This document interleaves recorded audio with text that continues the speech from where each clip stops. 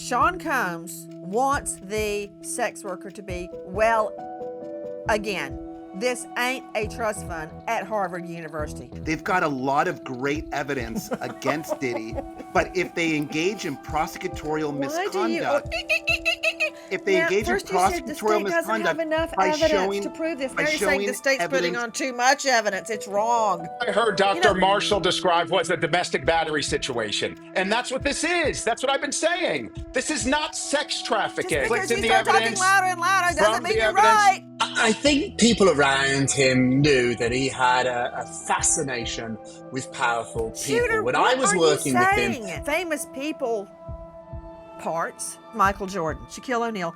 This is what he's interested in. This fantasy is of being at the center of attention, the king of the world. And maybe the fact is he's compensating for his small appendage.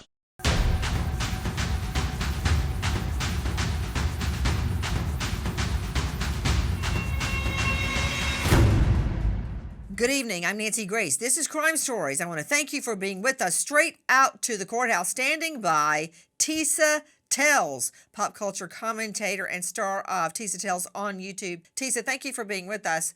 Tell me, first of all, what happened in court today? Nancy, today the court was a pure circus. Kanye West actually showed up and turned the courthouse into pandemonium. By the way, we did speak to him. We were not able to get exclusive, but he is expected to be in here all next week. So Nancy, you know I'm going to get the exclusive for you. Aside from that, Diddy was caught nodding again by the prosecution. The prosecution brought it up to the judge.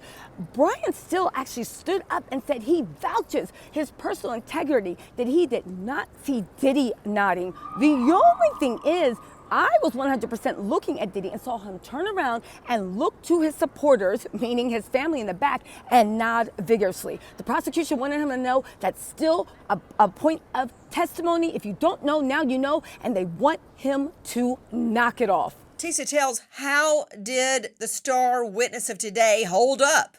Nancy, I got to tell you, the star witness of today was the assault rifle with filed off serial numbers that had a magazine that held 60 rounds of green point ammo. What is that? Well, Homeland Security was kind enough to explain. It is a type of ammo that actually pierces bulletproof vest. That was the star witness. As much as Diddy's team tried again, it seemed like it was just casual for security to have this gun around with no serial numbers.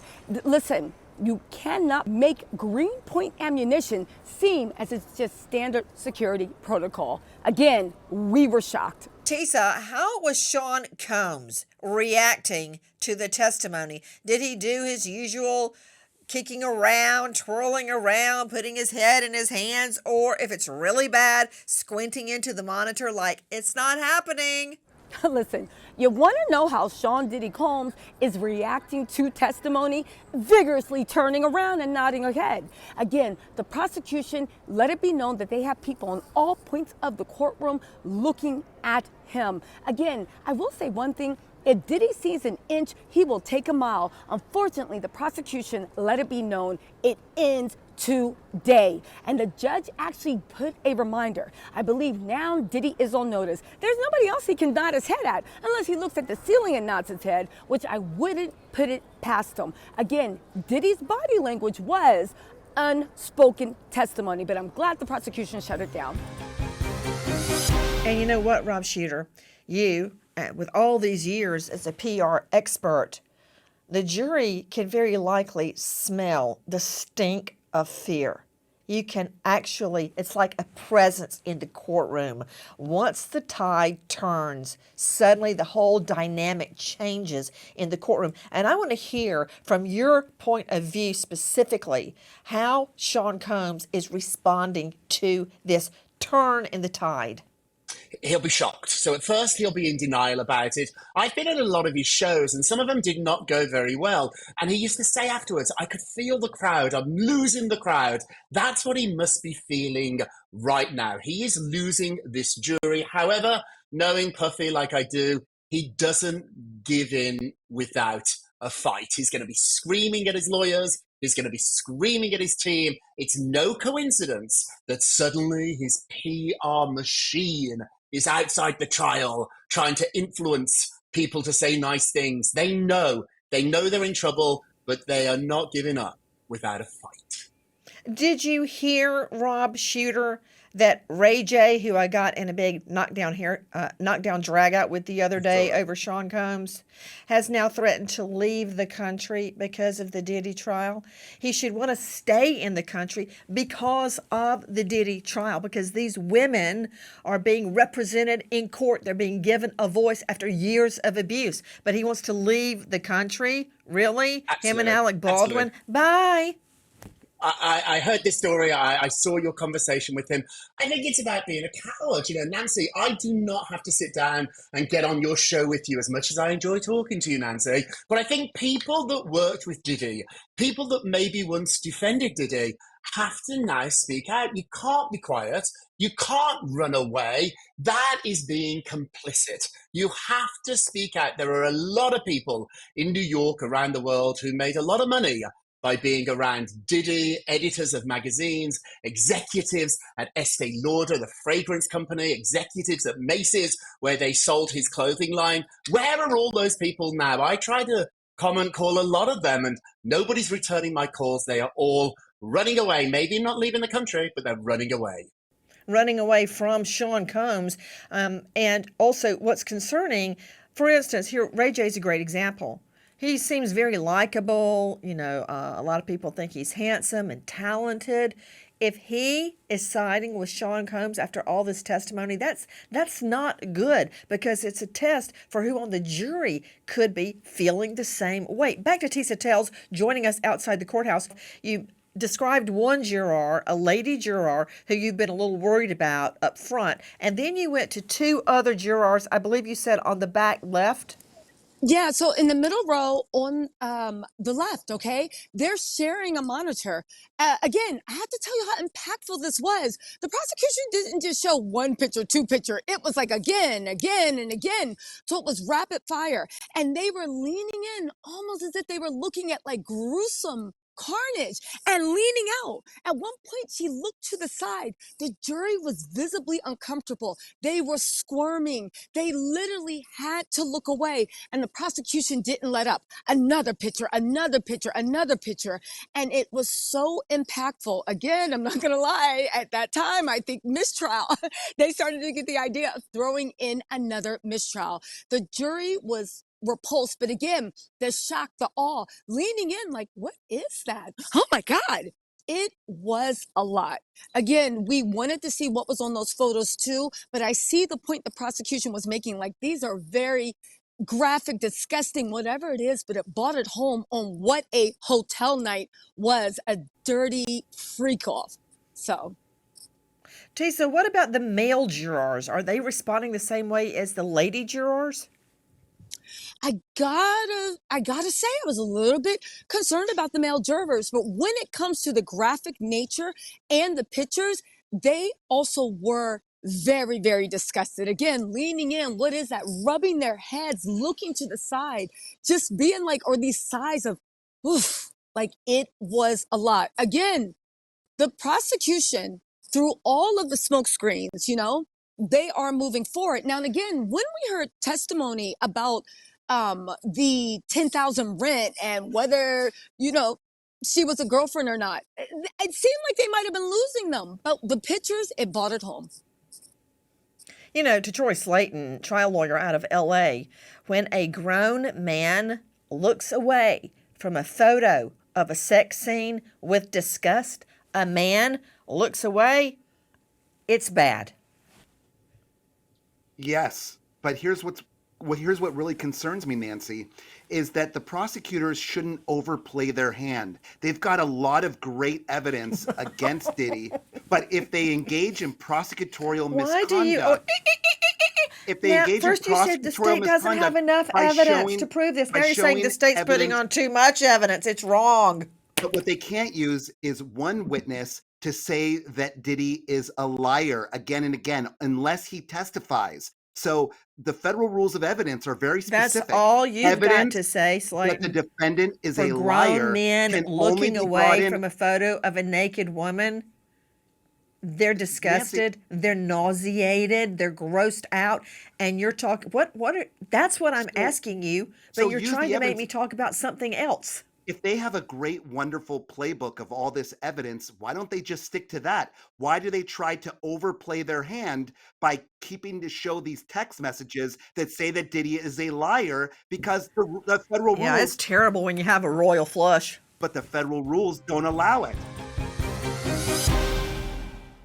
When, if ever, was the last time you checked your home's title? Well, if you're like me, the answer is never. So stop what you're doing and make sure your title is still in your name immediately. Go to HometitleLock.com, use promo code Nancy. You also get a free title history report plus a free 14-day trial of their $1 million triple lock protection. Free. That's 24/7 title monitoring, urgent alerts to any changes, and if fraud should happen, they spend up to $1 million to fix it. Go to HometitleLock.com now. Use promo code Nancy. Back to Tisa Tells joining us at the courthouse. Tisa, that apology video that Jane was there when Combs brings in the family, advisors, they talk to a lawyer about doing the apology video.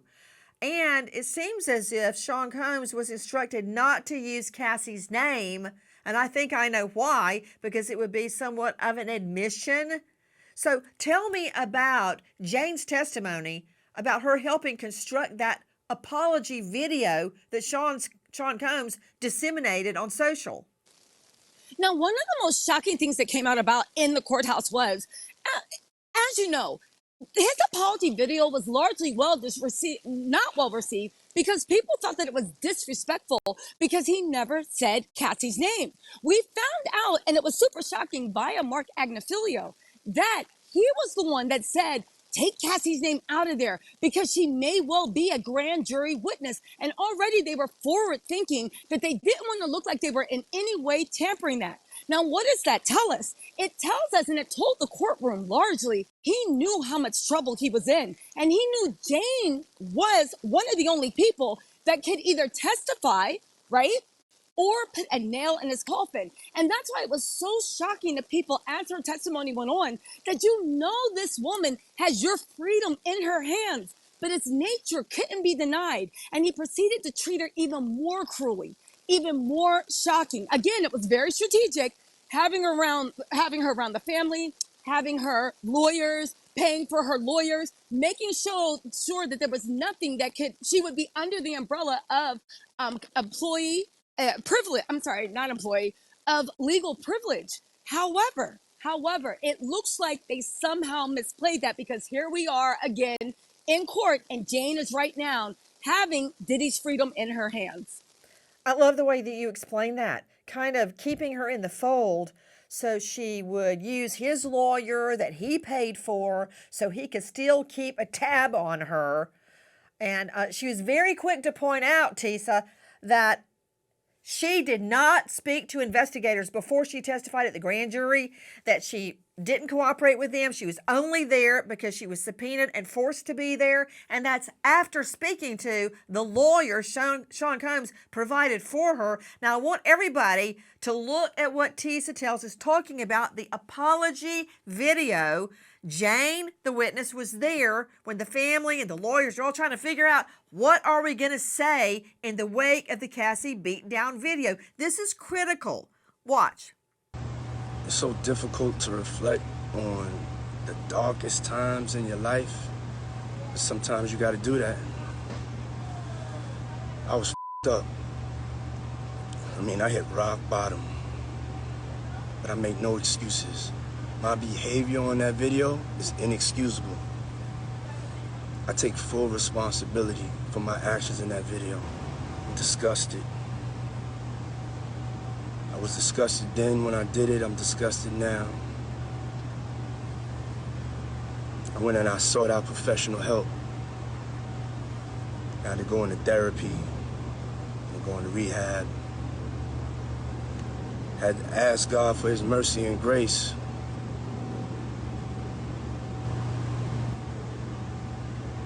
I'm so sorry. But I'm committed to be a better man each and every day. I'm not asking for forgiveness. I'm truly sorry. I really don't even know what to say to that.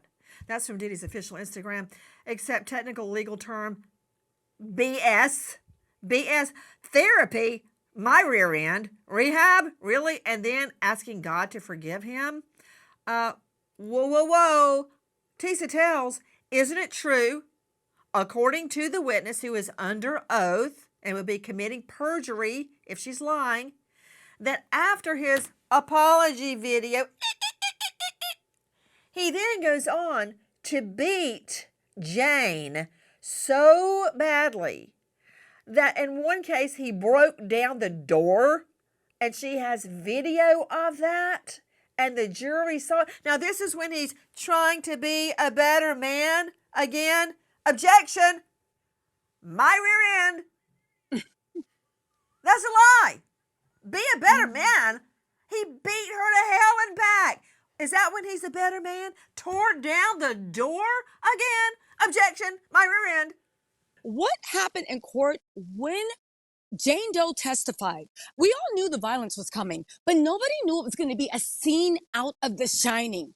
To hear that little bunny rabbit talk about, yes, she threw a glass, yes, she threw a candle, and then she went on a chase through her house. She ran to the bedroom door, realizing quickly she made a mistake. She locked the door. He kicked in the door. Again, these are expensive, heavy doors. She even said it was so much to fix, she couldn't afford it, which, by the way, he gave her the money to fix these doors in cash in an unmarked brown paper bag, which seems to be the Diddy special. Let's see what the IRS has to say about this, But he kicked in one door, right?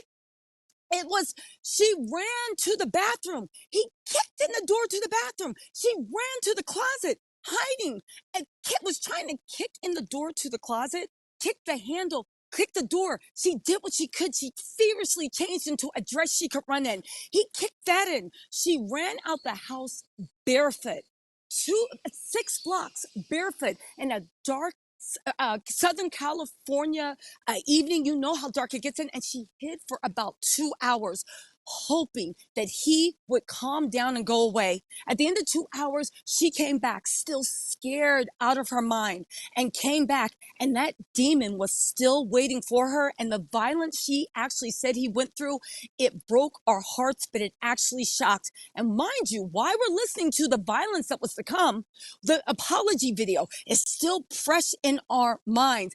Cassie is still fresh in our minds. When I say he painted his own self out to be a liar, it was shocking and groundbreaking just how damaging her testimony was to him.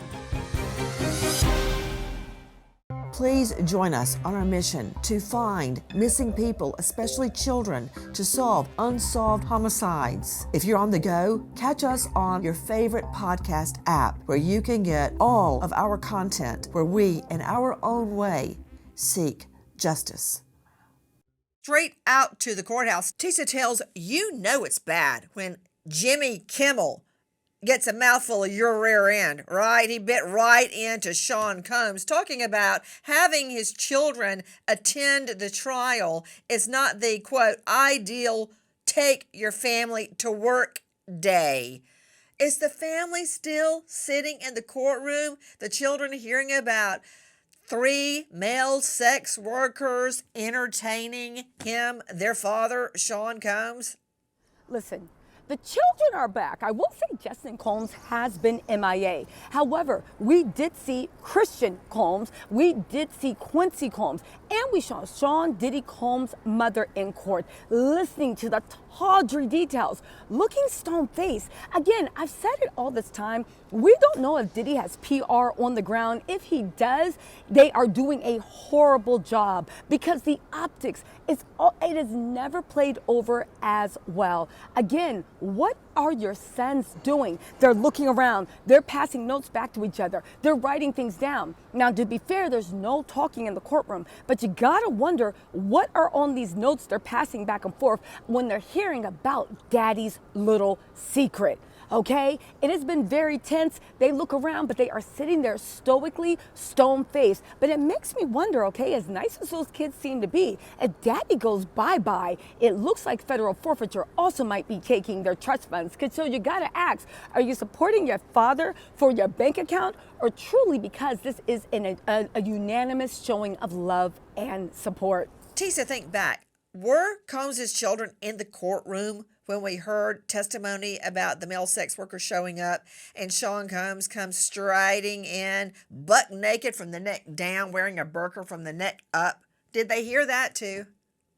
Oddly enough, every single time the Combs children heard devastating, disgusting, perverse testimony about their father, okay, the next day they were MIA. I don't know if it's because they needed to go back to their happy place and wash that visual out about the man that they love, respect, that's supposed to guide them, or maybe they look at the social media just like we do and see that the public thinks it's actually weird that a family we once thought were the most loving, close family literally will sit there and look the other way when they hear about horrible abuse and depravity with women that they largely knew for. Let's think about Cassie. She was there with Diddy for 10 years. Let's look at Jane Doe. She was there for Diddy for 4 years. These are women that they should know and have some type of connection with. Again, very, very odd.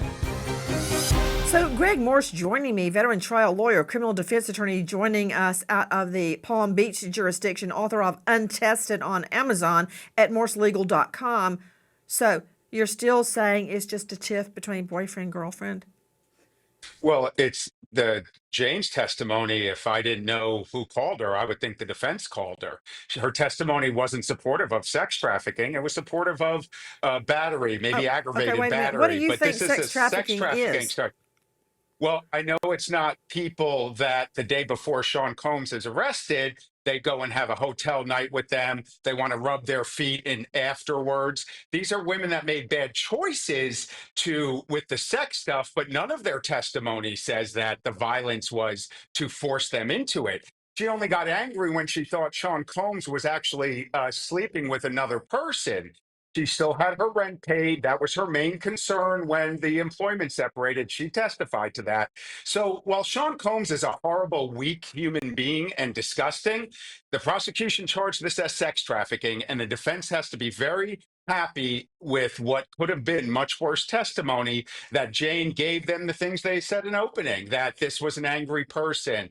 This was someone maybe you wouldn't do these type of sex acts and these type of partying, but these women intentionally did it. They only got angry after the fact. And that's what we're seeing here. And as far as the sex trafficking case, unfortunately, these aren't victims of sex trafficking. Real victims of sex trafficking don't rub their captor's feet unless they're forced to. They don't get their rent paid when they don't live with the person. That's just not how it goes. So he's a horrible human, but the defense got some good stuff to work with in Jane's testimony. And the mistrial, it's probably because Sean looked at the juror and the prosecution got excited and tried to make a big deal of it. So, these things happen No, in trials. You've actually, been the in a bunch of mistrial them. motion was by the defense. I believe it's the third No. one they've made. The third one's been shot down. So, Dr. Bethany Marshall, when a woman is beaten and beaten and beaten and dragged and hiding in the bushes and writing, "I am not an animal. I don't want to be locked in a room and forced to perform sex tricks while you watch," that is not consensual sex. Well, Nancy, she's saying no. No means no. Even adolescents know that now in our society. She is saying no, and he kicks down 4 doors. And let me tell you something, Nancy. When a person is enraged or having a rage attack, it takes only 20 minutes for the amygdala to calm back down again. In other words, he could have controlled himself. He could have walked out that door, walked around the block, taken a pause, taken a beat, but he enjoyed beating her. This was a sadistic beat down, which tells me that He was in full control of her. I doubt she could have gotten away even though she was trying. He beat her within an inch of her life and let her live so he could sex traffic her even more if these allegations are true. So we keep talking about how women don't get away from men like this. This is the tale that's unfolding right now. If anyone has any doubt about women staying with men who abuse them or sex traffic them, just listen to the story and ask yourself if Jane could have left or if she was afraid for her life. Kimmel, and I quote, "If that wasn't bad enough, Diddy's mother was there to hear this. Reports say when she entered the courtroom, he checked in and asked if she had eaten anything. She said she did. Kimmel says, get ready to throw up." Take a listen to Jimmy Kimmel. Let's hear it from the horse's mouth. If that wasn't bad enough, Diddy's mother was there to hear this. Reports say that when she entered the courtroom, he checked in. He asked her if she'd eaten anything. She said, I did eat. And then he told her, get ready to throw up because... Tisa tells, is Sean Combs' family still filming a documentary of this? This is going to be Combs' legacy, his sex trafficking trial? Yes, Nancy, I know everybody has heard the rumors that look like they've been confirmed that Sean Combs' family is actually filming a documentary on this. Again, one could argue his legacy is going to be a sex trafficking file. I think the documentary should be filed. Daddy's money is about to dry up due to federal forfeiture, and we need other ways. Again, you gotta wonder, are they really just living in La La Land and drinking whatever Diddy is serving? Again, Diddy likes spiked drinks. It makes me think, were they putting it in the kids' milk? Because how can they think, after what the prosecution has done, that their father is going to get off? If it's actually Shakespearean that they are documenting probably the last time they will ever see their father when he is not behind bars. I hope they're holding on to this time in the courtroom. And sadly enough, it looks like that documentary is going to capture every last sad moment.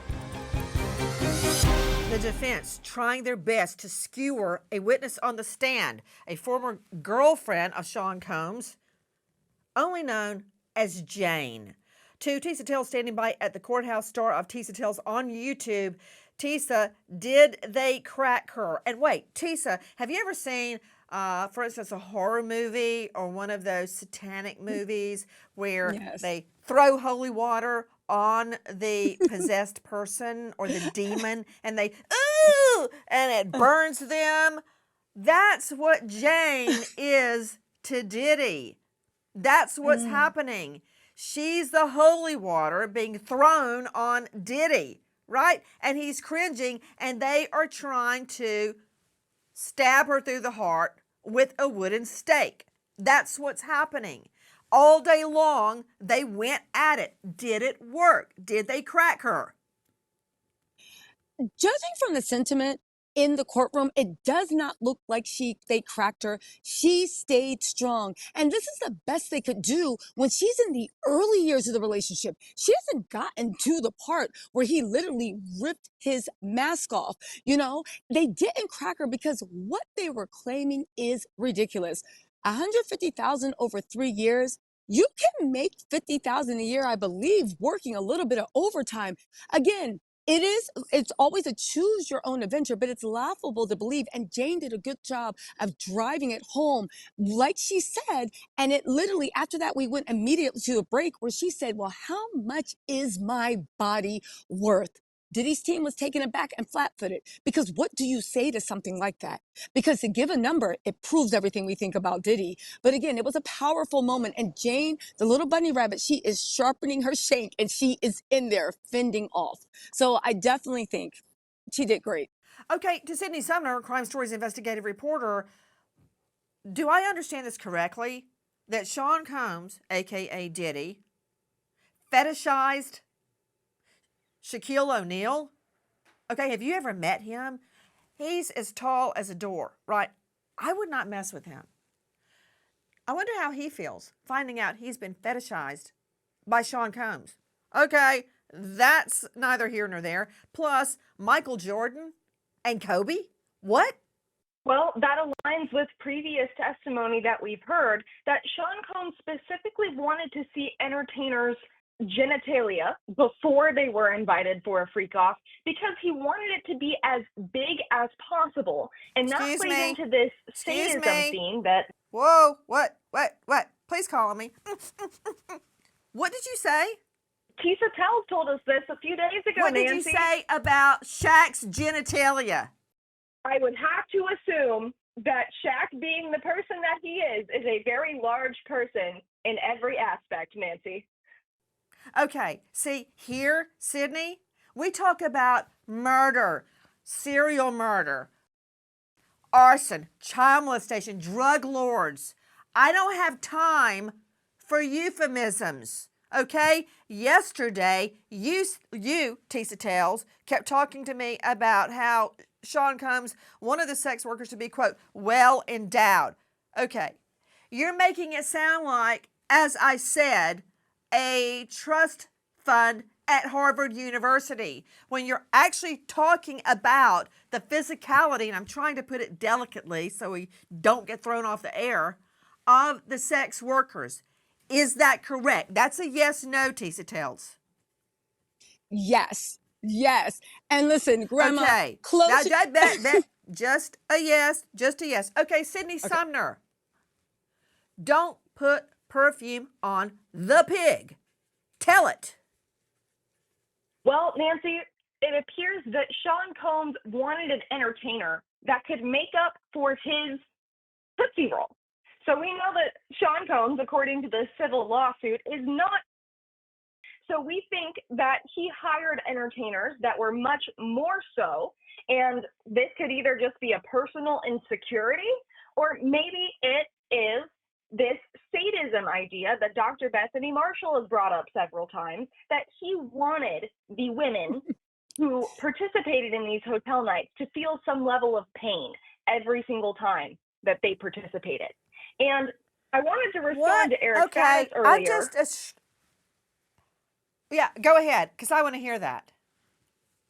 So Faddis said that the defense made it seem that Combs ended these hotel nights early if Jane expressed being uncomfortable. But she pushed back on that idea and said, no, that was not out of sympathy for me. That was not for my protection. That was because Sean Combs didn't want to waste time on a bad hotel night when it was clear I didn't have chemistry with this entertainer.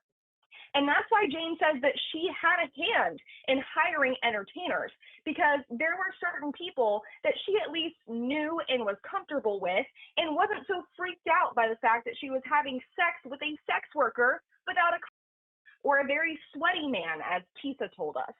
So the only reason she had a hand in setting these up was to protect herself. And Sean Combs never canceled anything for her comfort. It was because he didn't want to waste his time and money on a bad hotel night. Now joining us from the Monahan Federal Courthouse is Lauren Conlon, star of Pop Crime TV on YouTube, investigative reporter. Lauren Conlon, thank you for being with us. What's your takeaway of what happened in court today? Maureen Comey made another comment to the judge that she saw Diddy nodding again, not at the jury, but he was nodding during cross-examination. And at this point, Brian Steele got up and said, Your Honor, my client has been nothing but professional. And Miss Comey, she can't see him. She's relying on the word of others. And the judge said, look, there's going to be a significant number of reactions in the courtroom. I can't police all of them. However, I am facing Mr. Combs. You know, I haven't seen him look at the jury, and I will continue to watch this. And look, does Diddy nod? Yes, he nods. But I think at this point, since he was admonished the other day, he would be very silly to go and look at the jury again and continue nodding. So we'll keep an eye on that as well. And today, the jury, their reaction, I think they had a laugh or two during Agnifilo's cross when he brought up the baby oil and the fact that HSI has never taken baby oil from a raid before. And then at the end of his cross, he kind of said, oh, you're from LA, to the special agent? And he said, yeah. And then Agnifilo said, great, enjoy New York. And then everybody kind of had a laugh. Okay, hold on. Dr. Bethany Marshall, you see me looking off camera, it's because I had to make a flow chart. So Sean Combs wants the sex worker to be, in the words of Sidney Sumner and Tisa Tales, well endowed. Again, this ain't a trust fund at Harvard University. That's not what we're talking about. Does this have anything to do with that? Well, not only is Diddy the diddler on the down low, but he is compensating for his small. And I do think that he has, I think we would say, in all seriousness, polyperverse, meaning a perversion technically is when somebody cannot achieve through a relationship with another person. They can only achieve through some fetishized experience, like looking at maybe a high heel, a whip, a chain, something that just stimulates their fantasies, but it has nothing to do with the person they're in front of. And a common one is sadism. We talked about this yesterday after the courtroom day wrapped, is that is inflicting pain and cruelty and humiliation on another person in order to achieve sexual. But I think that this fantasy is of being at the center of attention, the king of the world, somebody who has great capabilities. And maybe the fact is he's compensating for his small appendage. But one thing I don't get, Dr. Bethany Marshall, it's like a fantasy on a fantasy, and they're all weird. Okay, so let me look at my flow chart. It's a role play where Sean Combs is Michael Jordan. Okay, the paid escort, male escort, has a Shaq attack. He's Shaquille O'Neal, and Jane is Kobe. So it's a fantasy on top of a fantasy. What is there a name for that? Nancy, I in my clinical practice, I often explore people's sexual fantasies to try to get to the bottom of what their characterological issues are. And this one would take 6 months of psychoanalysis. Let me tell you, I mean, I think there's this identification with these greats, right? That he wants to be like them.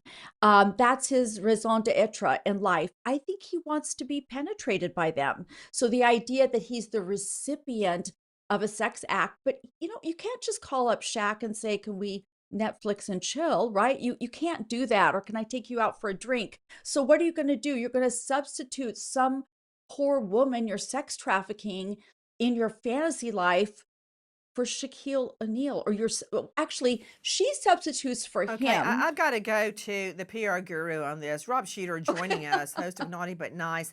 And you can find him at Rob Shooter's daily newsletter on Substack. Rob Shooter daily newsletter on Substack.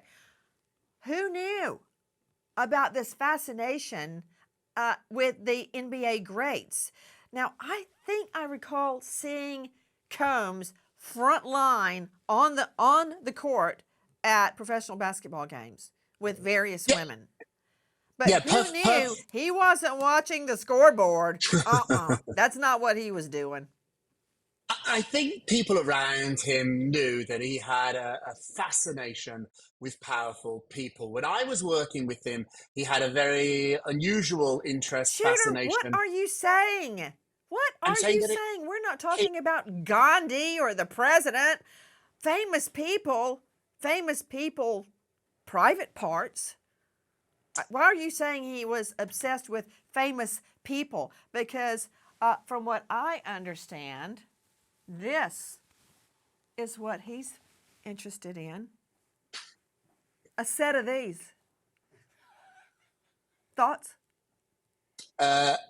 I don't know if I have thoughts about that, but I do have thoughts about the Grey Gums. You if do. You want to hear about that. I don't know, Nancy. I'm not the biggest sports fan in the world. I don't know quite what to say about this one here. I think Puffy is saying it all for us, but I also think too this witness is amazing. This Jane Doe has revealed stuff. You're totally rambling. On the ropes. Puffy is a force. I don't even know what that means. Puffy is a force. Let's go back to your safe place. What did you mean he's obsessed with famous people? He was really obsessed with Prince Harry and William. When I worked with him, he had photographs of the young princes. They were about 18 or 19 years old. He wanted that touch of royalty to come to his parties. He would always ask me what was going on with them. Puff also too loved the weekly magazines. Most people think the weekly magazines come out on a Friday. They don't. They come out on a Wednesday in New York. Puff was the first person at the newsstand, or he sent an assistant to go through the weekly magazines. He would circle people that he wanted to be famous around him. Ashton Kutcher was somebody that he had a really unusual obsession with. And so Puff being obsessed with people that are powerful, successful, I think that has gone on a really long time. So, Rob Shooter, you wouldn't touch a pair of these with a 10-foot pole, right? Well, you man- won't talk about it. But you hear the bizarre role play that he insisted on with Jane. And I got to tell you something. There's a point in the courtroom where you have to be confident enough in your case and in yourself to say no further questions, because you're making it worse. The defense is digging their own grave with their teeth, talking and talking and trying to massage Jane's testimony all day long on cross-exam has backfired spectacularly. You're right, Nancy. No further questions. You've got me. I understand that Greg Morse is gnashing his teeth and switching his tail. What's your problem? Well, it's interesting that, I've never heard of sex traffic victims go to Nobu one night, then go on their own.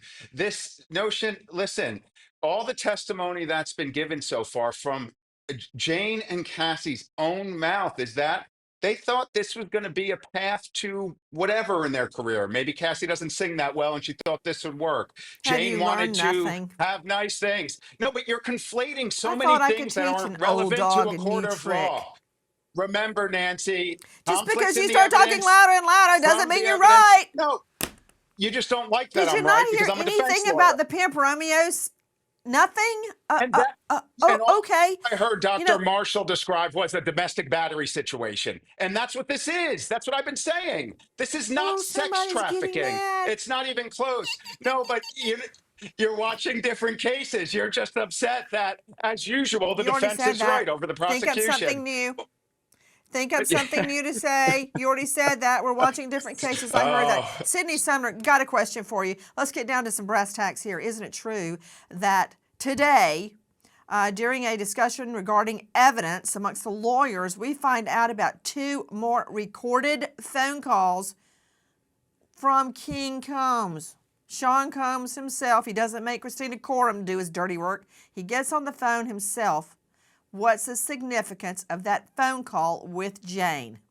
Well, Nancy, we heard one phone call after their 2023 trip to Turks and Caicos, where Jane says that Combs sprung another hotel night on her. And the defense had a good point here. Jane had reached out to an entertainer before they even left, intending to invite him on the trip. So they did make a good point there.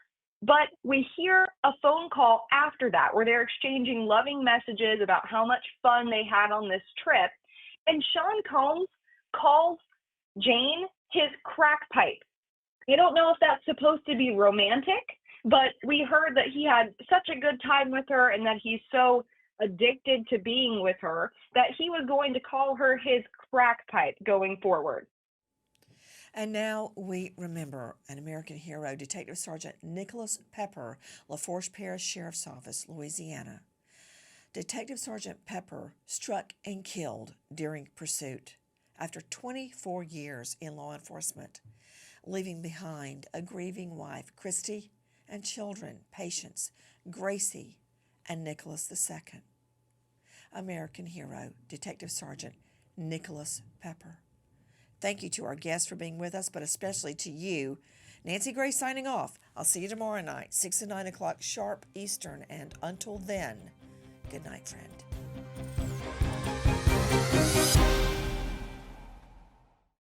Please join us on our mission to find missing people, especially children, to solve unsolved homicides. If you're on the go, catch us on your favorite podcast app where you can get all of our content where we, in our own way, seek justice.